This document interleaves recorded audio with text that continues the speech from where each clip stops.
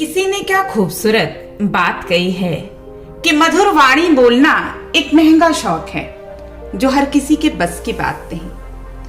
अपने खराब मूड के समय बुरे शब्द ना बोले, क्योंकि खराब मूड को बदलने के बहुत मौके मिलेंगे, लेकिन आपके शब्दों को बदलने के नहीं।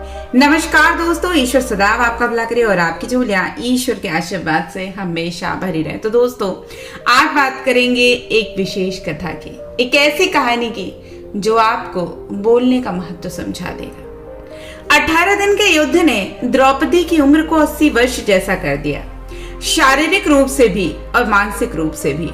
शहरों में चारों तरफ विधवाएं ही विधवाएं थी। पुरुष इक्का दुक्का ही दिखाई पड़ रहे थे। अनाथ बच्चे इधर उधर घूमते दिखाई पड़ रहे थे और उन सब की वो महारानी थी। द्रौपदी हस्तिनापुर के महल में बिना चेष्टा के बैठी हुई शून्य को निहार रही थी। तभी श्री कृष्ण उसके कक्ष में दाखिल होते हैं। द्रौपदी कृष्ण को देखते ही दौड़कर उनसे लिपट जाती है। कृष्ण उसके सर को सहलाते हैं और उसे रोने देते हैं। थोड़ी देर में उसे खुद से अलग करके समीप के पलंग पर बिठा देते हैं। द्रौपदी कहती है, यह क्या हो गया सखा? ऐसा तो मैंने नहीं सोचा था। कृष्ण ने कहा, नियति बहुत क्रूर होती है पांचाली। वो हमारे सोचने के अनुरूप नहीं चलती। वो हमारे कर्मों को परिणामों में बदल देती है। तुम प्रतिशोध लेना चाहती थी और तुम सफल हुई द्रौपदी। तुम्हारा प्रतिशोध पूरा हुआ। सिर्फ दुर्योधन और दुशासन ही नहीं, सारा कौरव समाप्त हो गया। तुमको तो प्रसन्न होना चाहिए। द्रौपदी कहती है, सखा, आप मेरे घावों को सहलाने आए हो या उन पर नमक छिड़कने के लिए आए हो? तो कृष्ण कहते हैं, नहीं द्रौपदी, मैं तो तुम्हें वास्तविकता से अवगत कराने के लिए आया हूं। हमारे कर्मों के परिणाम को हम दूर तक नहीं देख पाते और जब वो समक्ष होते हैं तो हमारे हाथ में कुछ नहीं रहता। द्रौपदी ने कहा, तो क्या इस युद्ध के लिए पूर्ण रूप से मैं ही उत्तरदायी हूं कृष्ण? कृष्ण ने कहा, नहीं द्रौपदी, तुम स्वयं को इतना महत्वपूर्ण मत समझो, लेकिन तुम अपने कर्मों में थोड़ी सी दूरदर्शिता रखती तो स्वयं इतना कष्ट कभी नहीं पाती। द्रौपदी कहती है कि मैं क्या कर सकती थी कृष्ण? तुम बहुत कुछ कर सकती थी।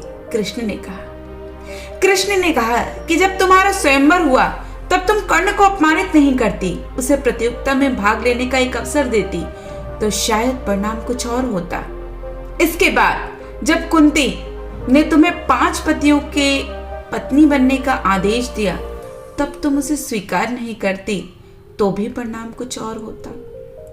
और उसके बाद तुमने अपने महल में दुर्योधन को अपमानित किया और बोला, अंधों के पुत्र अंधे होते हैं। अगर तुम वो नहीं कहती तो तुम्हारा चीरहरण नहीं होता, तब भी शायद परिस्थिति कुछ और होती।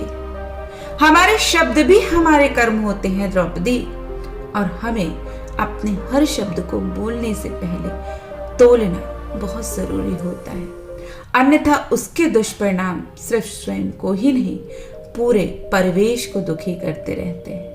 संसार में केवल मनुष्य ही एकमात्र ऐसा प्राणी है जिसका जहर उसके दांतों में नहीं, शब्दों में है। इसलिए अपने शब्दों का प्रयोग सोच समझ के करना चाहिए। ऐसे शब्दों का प्रयोग करिए जिससे कभी किसी की भावना को ठेस ना लगे, क्योंकि महाभारत हमारे अंदर ही छुपा हुआ है।